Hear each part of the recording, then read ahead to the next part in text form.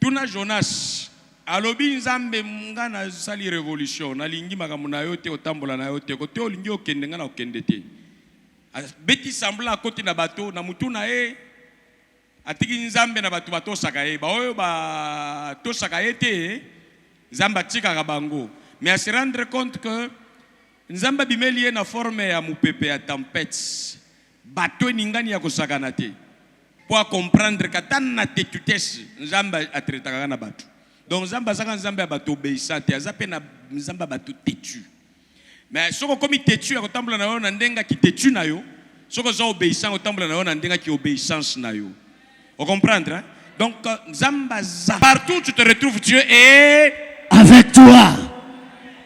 Qu'on l'appelle ou pas, il est là. D'ailleurs, je ne veux même pas dire qu'on l'appelle. C'est un terme poli, appeler Dieu. Celui qui nous appelle au salut, celui qui nous appelle au ministère, celui qui nous appelle à la prospérité, celui qui nous appelle à la responsabilité, celui qui nous appelle à l'organisation, celui qui nous appelle à une vie victorieuse. Et nous répondons, Iyo. Je ne veux pas troubler ton âme parce qu'elle a été troublée par les mauvais prédicateurs. Et mon âme est tranquille, je suis dans la paix quand le Seigneur m'a fait comprendre beaucoup de choses. C'est-à-dire même les jours où tu as péché, Dieu n'abandonne pas l'homme. Les gens, vous savez, l'excès de vitesse, hein, ça se trouve au conducteur de véhicules. J'ai comme l'impression que ça se trouve aussi aux conducteurs qui évangélisent. Par moments, ils sont dans les excès.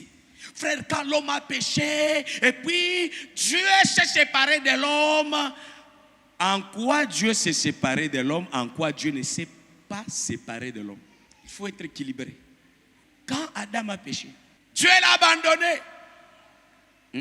Dieu l'a empêché de continuer à vivre dans les jardins d'Éden. Et Dieu reste avec Adam et les hommes sur la terre. Et puis il constate même que ce monsieur qui manque assez d'intelligence, il est nu, au lieu même de chercher un accoutrement crédible, il va prendre les feuilles pour créer les vêtements. Ça va sécher, s'il y a un petit feu, il sera consumé. Il tue une bête sans que l'homme ne le lui demande, avant même que l'homme ne puisse se repentir. Dieu était avec l'homme pécheur pour l'habiller et qu'il soit naturellement confortable. C'est dans ma Bible ou bien c'est dans notre Bible? Adam, viens, je vais t'apprendre comment t'habiller. C'est-à-dire, si toi tu ne sais pas t'habiller, ce n'est pas un problème de péché. Le premier pécheur, Dieu lui a appris à bien s'habiller, malgré son péché. Il dit, viens, je tue un animal, voici la peau. Zambenda ke obomanya masali elamba pesi nani Adamu. Siko soki yo olobi masumu na yo elongoli yo na elamba bandeko. Ozana nzambe ya likolo na se mokeli ou bien ozana nzambe oyo ba pasteur ba créer yo ba inventer yo. Parce que are le kimingi batei ba bandi ko sala nzambe oyo bango ba créer biso to boy to lobi to kotikala na nzambe mokeli nzambe oyo bazo créer biso te. Vous comprenez? C'est là où je suis en train de prêcher pour rejeter tous les dieux caricaturés par l'homme, les dieux créés par l'homme. Ce n'est pas les dieux qui sauvent. Les dieux qui nous sauvent, c'est les dieux qui nous a créés. Et puis il a trouvé qu'en tant que créature, ça ne marche pas bien. Pour que ça marche bien, il doit nous engendrer. On ne parle pas d'un Dieu qui nous a créés. On nous parle d'un Dieu en qui nous sommes nés. Nous partageons la même vie, le même amour. Nous participons à sa nature divine. Mais il faut que l'aveuglement tombe pour que tu puisses te rendre compte de ces choses. Si on te prêche mal, on abîme ta vie. La Bible dit, ne craignez pas celui qui va tuer le corps. Mais craignez au moins celui qui peut tuer le corps et l'âme. C'est qui? C'est le mauvais prédicateur. Ils peuvent semer une information en toi, ça va perturber et ton esprit, et ton âme, et ton corps. Tu vois, on croyait qu'on parlait de Dieu. Non, Dieu ne tue pas l'âme. Pourquoi? Dieu, il est la vie. Il n'y a que l'ennemi qui vient pour tuer. Il va tuer comment? Il va te mettre des philosophies contraires à la vie de Dieu. Et il peut bloquer ton épanouissement spirituel, social, émotionnel. Tu deviens un cadavre vivant. Pourquoi? À cause des informations qu'on a placées en toi. C'est comme ça que ne confondez pas quand on vous dit, Jésus a dit, ma maison ne sera pas appelée un endroit de voleurs, mais ça sera appelé une maison de prière. Et quand on dit, ma maison sera appelée une maison d'habillement, moi je dis, bon, je crée une maison, ça sera appelé une maison d'habillement. Ça veut dire que on vient là-bas s'habiller sans remplir les formalités? Non. Quand tu veux t'habiller dans ma maison d'habillement, tu ne viens pas directement, tu t'habilles. Tu viens, tu fais le choix, je te donne le prix, tu payes et puis tu prends les vêtements. Donc quand on dit la maison de prière, ça ne veut pas dire que la maison de prière commence avec la prière. La maison de prière commence avec l'enseignement, commence avec la parole de Dieu, parce que c'est cette parole de Dieu qui va créer en toi une personne digne devant Dieu dans la prière. Parce que tu vas prier selon la volonté de qui? De Dieu. Tu ne vas pas prier selon tes émotions. Pourquoi tu pries? Parce que j'ai mal. On ne prie pas parce que tu as mal. On prie parce que ce que tu dis est conforme à ce que Dieu a dit. Devant les dieux présents, qui suis-je? Lui, il est présent. C'est son identité. C'est comme ça qu'il se présente. Maintenant, dans sa présence, qui es-tu? Qui suis-je? Qui sommes-nous? Parce que la présence de Dieu, le fait pour Dieu de voir tout, d'entendre tout, n'est pas la réaction de Dieu. Dieu, sa présence n'est pas toujours le bonheur des gens. Il peut être avec vous, vous êtes malheureux. Maintenant, qui es-tu pour que cette présence prenne la forme en toi, devant toi? C'est ce que je veux partager avec toi aujourd'hui. Parce que si même là où il y a les démons, Dieu est là, mais ils ne se rendent pas compte qu'ils sont heureux avec la présence de Dieu. Là où les gens sont rebelles à Dieu, Dieu est au milieu d'eux, mais pas en plein bonheur. Dieu est là. Dieu a pitié de ces gens qui sont malheureux jusqu'à ce qu'ils comprennent qu'il faut retourner au principe de Dieu qui déclenche le bonheur pour être heureux avec Dieu. Dieu est avec toi. Oui, il est avec toi. Il faut ajouter, il est avec toi. Et toi qui tu es pour que cette présence puisse se métamorphoser en qualité de tes pensées, en qualité de tes paroles et en qualité de tes actions. La présence de Dieu n'a pas de forme exacte. Vrai ou faux? Vous allez me dire que Dieu est présent. C'est qui Dieu? Quelle est la forme de Dieu? C'est ça le problème. Or, c'est la forme dans laquelle Dieu se révèle qui devient soit un malheur pour les gens, soit un bonheur pour les gens. Chacun de nous est la forme que Dieu doit prendre pour manifester sa présence. Qui tu es la forme que Dieu doit prendre pour révéler sa puissance ou sa force. Ça passe ou bien je reprends encore.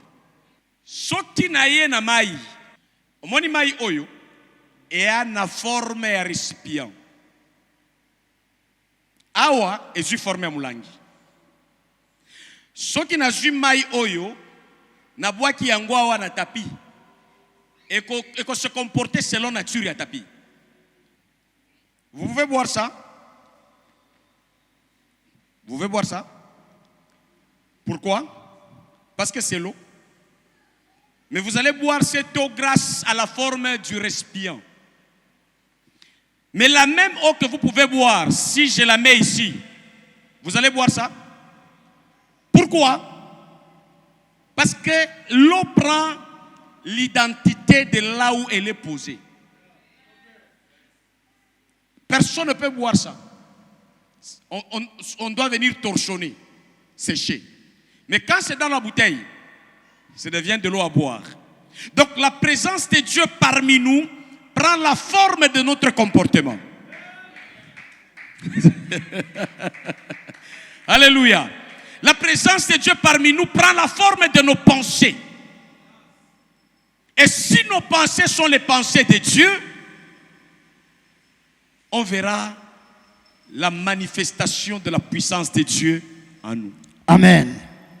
Et si notre forme est informe et vide, la présence de Dieu paraîtra comme si elle est informe et vide chez vous. La Bible dit, Jésus est allé dans sa patrie. Il trouve les gens qui n'arrivent pas, qui sont comme des récipients qui ne permettent pas la puissance de Dieu. Dieu est présent, mais il ne se manifeste pas puissamment en faveur de ces gens à cause de leur...